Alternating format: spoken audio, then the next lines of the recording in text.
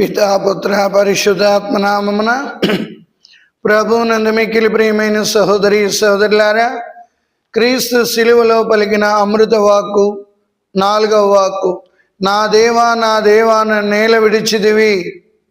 ఇది ఆత్మీయ పోరాట స్థితి.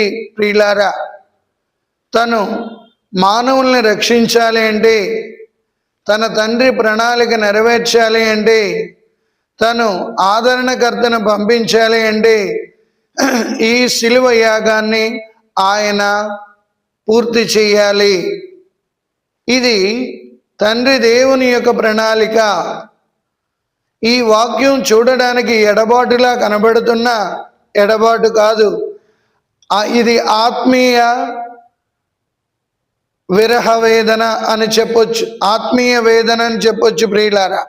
కాబట్టి ఆయన కీర్తన 22లో చూసినట్లయితే ఆయన ఏ రీతిగా సిలువలో ఆరాటం చెందుతున్నాడో, సకల మానవాళిని రక్షించడానికి వచ్చిన దైవ కుమారుడైన యేసు ప్రభు తన ఆత్మీయ వేదన మనం